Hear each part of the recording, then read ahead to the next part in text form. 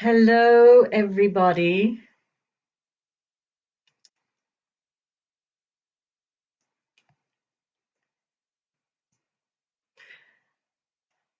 Hello, everybody. Welcome to Tea with Amber, stories, reflections, and inspirations during uncertain times. I'm so happy you are here to join me today. I hope the week has been kind to you and that you and your loved ones have been safe and healthy during this time. So I'm just going to make sure I'm live because remember last time, uh, if somebody could just post that I'm live, that would be great. Um, Anyways, so I hope you have your cup of tea, and I am enjoying my cup of lemon ginger tea this afternoon. Mm.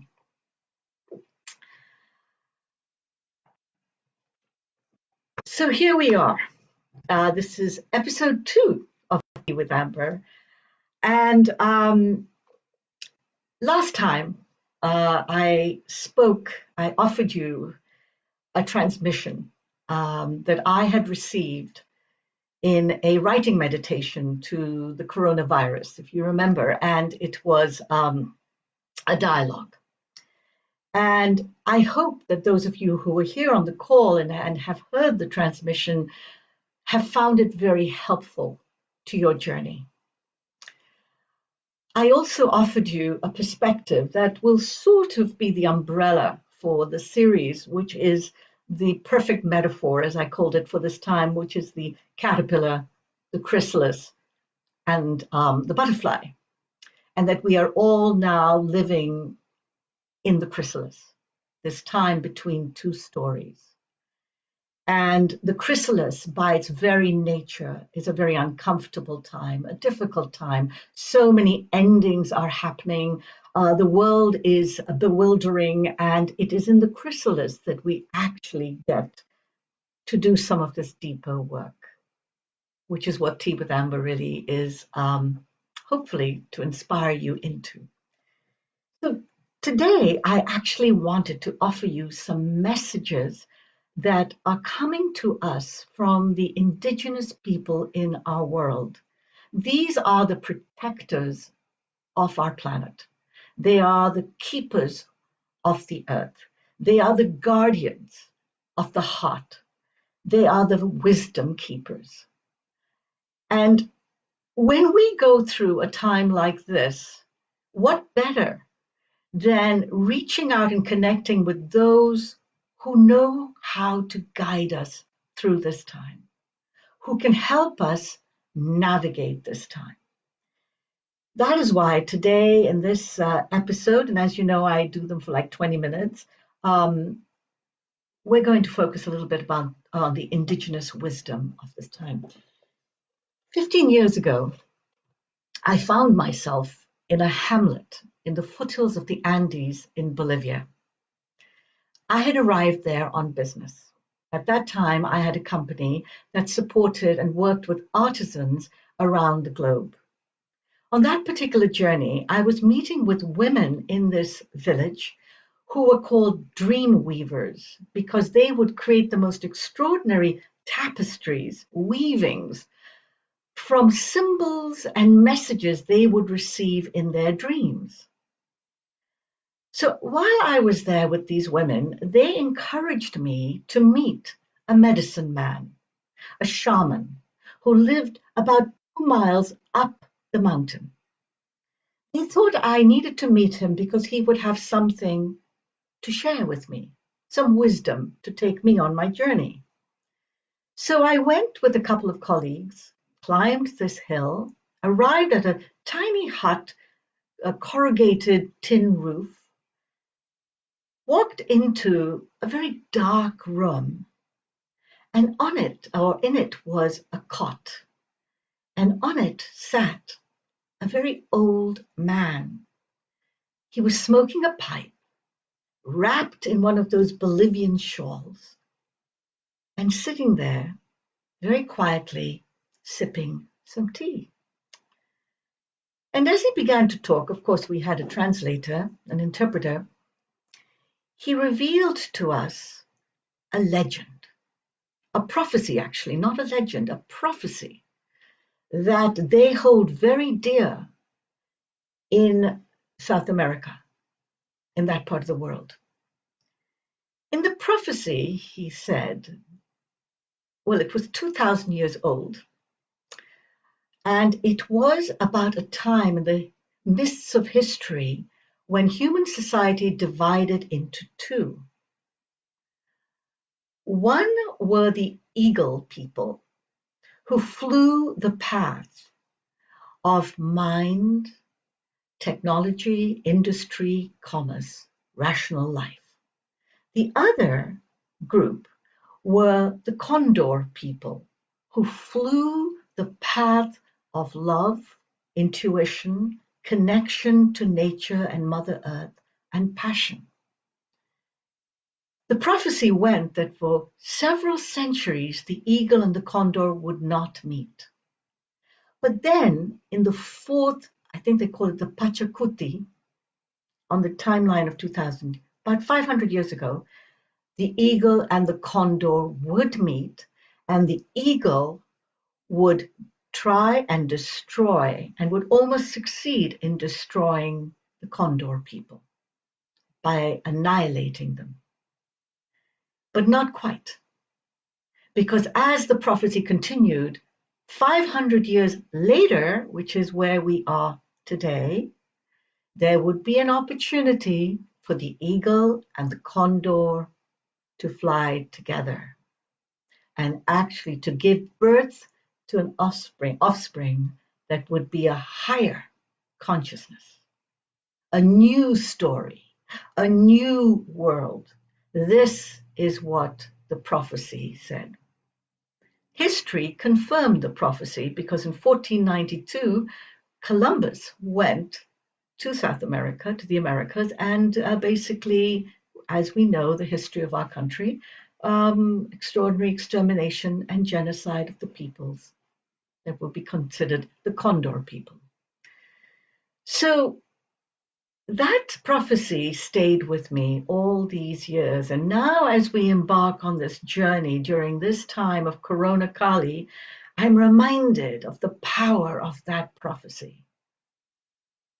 A prophecy which suggested that, in fact, when we are too out of balance in our life, when we are too much in the ego domain, the domain of the rational, the intellectual, the technological, the economic, when we're too much in that and not enough in the world of the intuitive, the creative, in the world of love, then we begin to see an actual disruption of the system.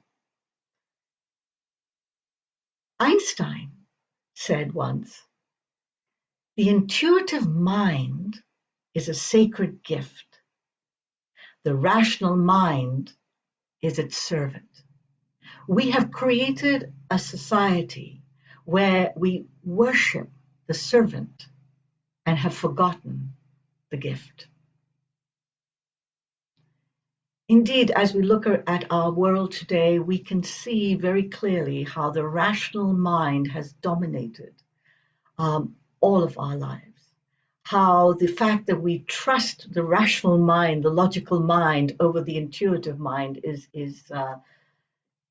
rampant. We understand that, we see that, and we see how deeply disconnected we have become because of that.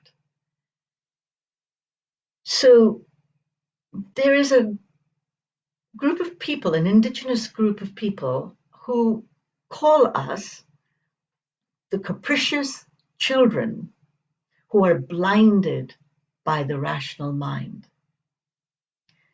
This group of people are actually a very interesting, remarkable group who come from the high mountain coastal region of Colombia. They're called the Kogo people. And I heard about the Kogo people 3 years ago when they came to my town here in Great Barrington and were on a mission to bring a message to the world. The Kogi people, there are about 20,000 of them, I understand. They do not have writing, they don't have wheels, so they don't have technology. They live very remotely. They hardly ever come out into the world. But in 1990, they felt they had to come out urgently and give this message to our world. They communicated this through an interview on the BBC, surprisingly and happily. And here's basically what they said. Let me just read you a little bit. They said, they came out with a warning message to the world. They said in 1990, the world is sick, it is dying, many illnesses will appear, no medicines or cures will be there for them. They continued to say, the world is our mother. If we destroy her, where will we live? Earth is a living body. It has veins and blood. Damaging certain parts of her body is like cutting off a limb. Younger brother must listen and stop causing damage, or nature herself will finish us off. The Kogos call themselves the guardians of the heart of the world, the protectors of the world, and they refer to themselves as elder brothers. And they refer to us as younger brothers and sisters who have come unconsciously to, in many ways, destroy our world. What I found most amazing about Kogi people was how they are trained into awakening. Imagine this. When they are 7 months old, this is the men, when they're 7 months old, a boy is then taken into a cave and for the next 17, 18 years lives in darkness. Can you imagine this? For 17, 18 years lives in darkness, is fed certain foods, they bathe at midnight, but they do not come out of darkness until they're 18 years old. And they say it is because, and I'll just read you this because it's incredible, they say the reason they do this is to silence our minds, to extinguish our egos, to put our minds to sleep so they do not judge, condemn, or sentence. These are the only people I have heard of who literally have trained themselves not to be in the rational mind, who are so deeply connected to earth, to Mother Nature, that they are able to sense things that we are not. They can see things with their eyes, hear things with their ears, that scientists have later come and said, my God, these people are extraordinary. The Kogo are messengers for us. We need to listen. We need to understand because you see, we are all enslaved by our rational mind. That is the system we have all been conditioned by. And I'll talk a little bit more about that. So there is a movie that I would like you all to see. It's on YouTube. It's free. It's called Aluna, Aluna. It's a documentary which takes you into the journey of the Kogo, the Mamos. So you can hear and see for yourself how they are moving through this time, navigating it with their sense of connectedness to Mother Earth. As I said, today I want to read some messages because I sense that these messages are important for us as we navigate through our chrysalis. The Kogo never come out unless they're out of their area up in Colombia, unless they have something urgent to share with us. In 1990, as I said, they came out and offered that message. March the 27th, a few weeks ago, the Kogo came out again. And this time they they entitled their message, "Don't Say They Didn't Tell Us." I'm going to just read some excerpts from this message. It was a long message. This is what they said. "We, the Mamos from the heart of the world, Sierra Nevada de Santa Marta, greet all our younger brothers and sisters of all faces of the world, to all those awakening to a new consciousness, and to those who are asleep.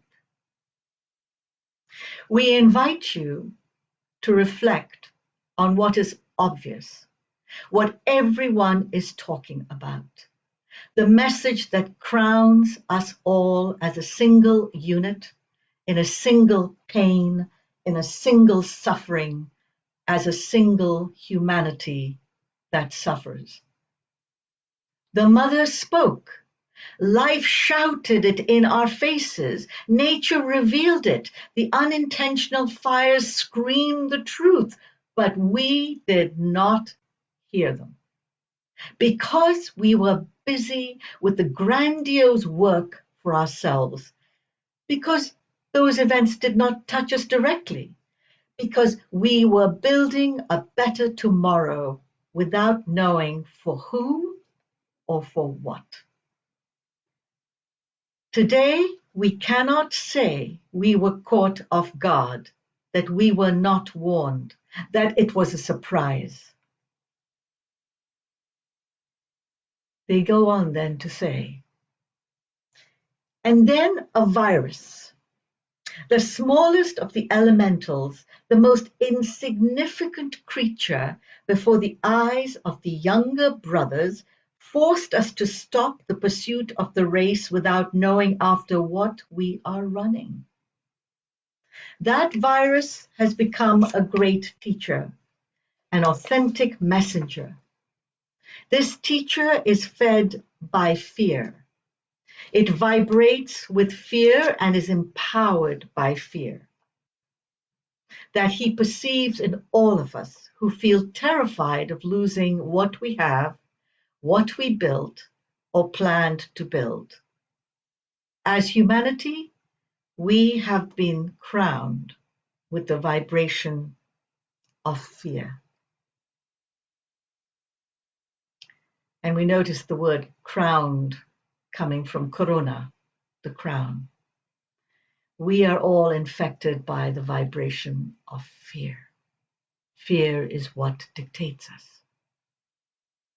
They go on to say that they invite us to change and transform ourselves without aggression, with love and kindness, to apologize with great humility to all brothers and sisters and elder brothers and sisters, to have a change in attitude and habits of our thinking. To the Kogi Mamos, to the indigenous people of our world, we have lost our way. We are all mad. We're insane. We're disconnected. We live in our impoverished worlds thinking that we are abundant. We're careless. We're intoxicated.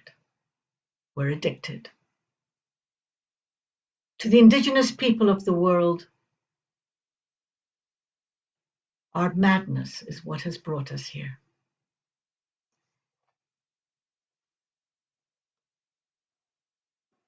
In the 13th, in the history of this country, when the first white man came to the Americas, apparently there was a word that the indigenous people used for the white man.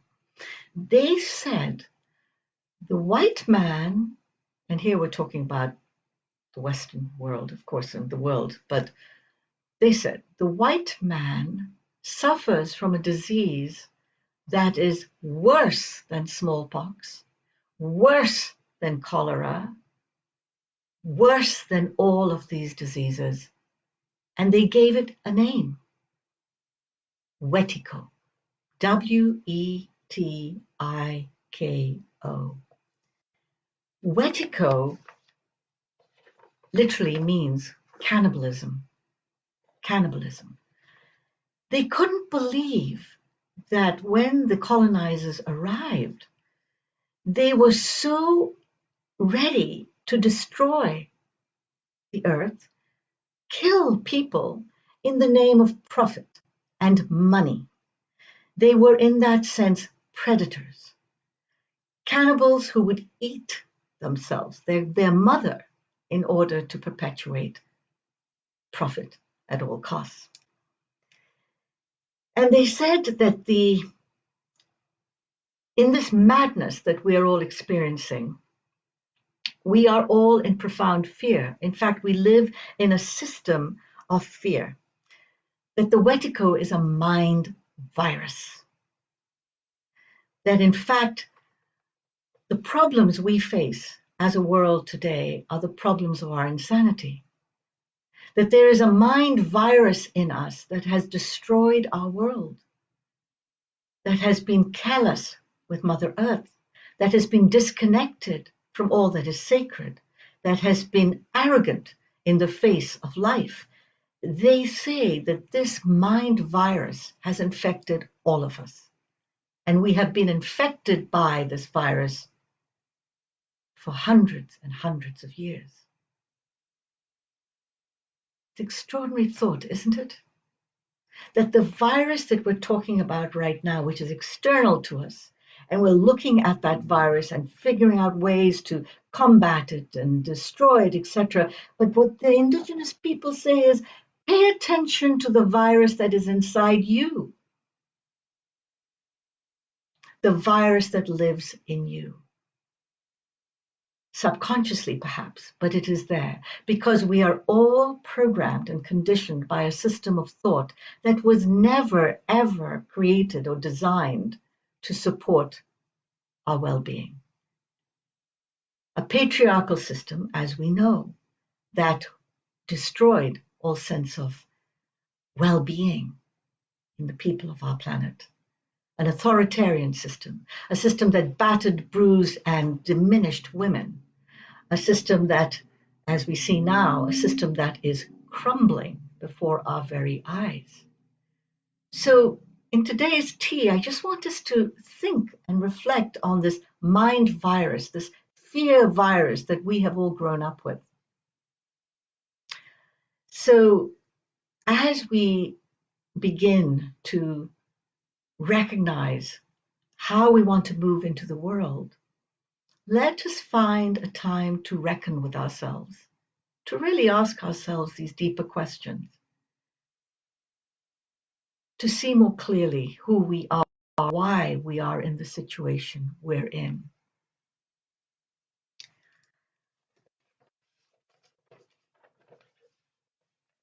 The chrysalis is a perfect time for us to explore this. In part, the old story that has ended, the story that we lived in, where we were conditioned into and entranced by and enslaved by, that old story has come to an end. And even though there is thinking that we will go back to the way it was, that somehow we will return to business as usual, that things will get back to normal, in fact, I think we all know deeply and intuitively that, in fact, that world has ended. A new world is showing up. But before we can enter into that new world and find a way to step into it fully, we have to take stock of where we have come from. We have to bow in forgiveness to all the ways in which we too have brought incredible pain to our world in our own lives. We have to apologize deeply for the ways in which we have not been skillful. We have to recognize that we have lived from a place that has been entirely separate. And it is a separation that has caused us so much pain. This is our madness. This is why we are losing our way, why we've lost our way. The indigenous keepers of our world have been watching us, knowing this for centuries, recognizing that the time would come when we would have to pay our dues. So even as we are in the chrysalis and the caterpillar and the old story fall apart and we get a chance to look at the ways that we no longer want to continue to live in that particular way.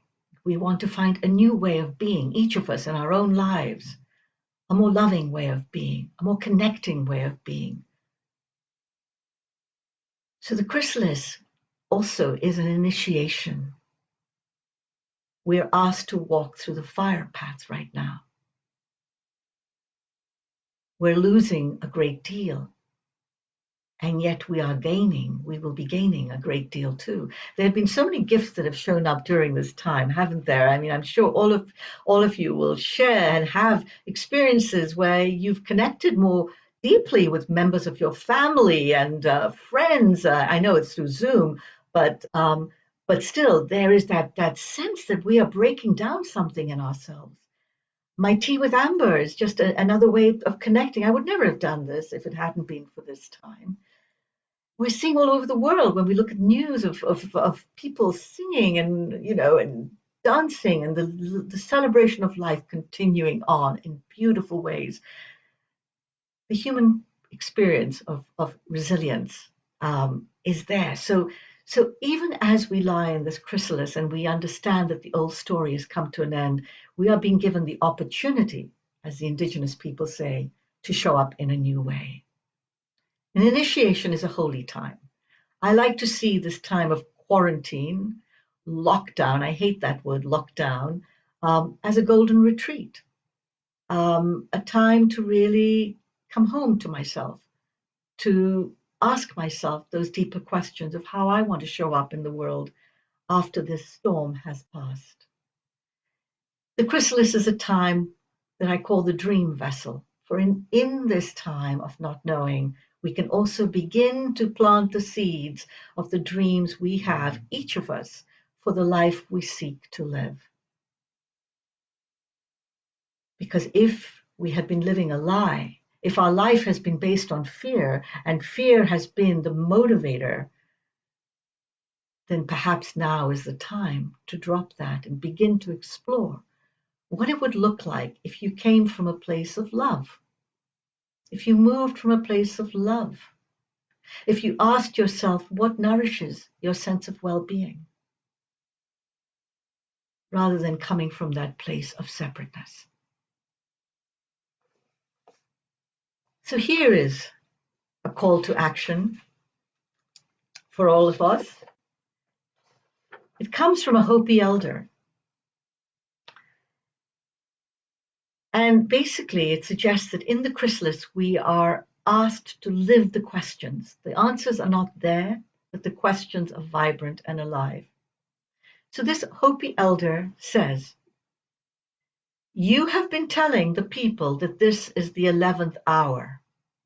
Now you must go back and tell the people that this is the hour. And there are things to be considered. Where are you living?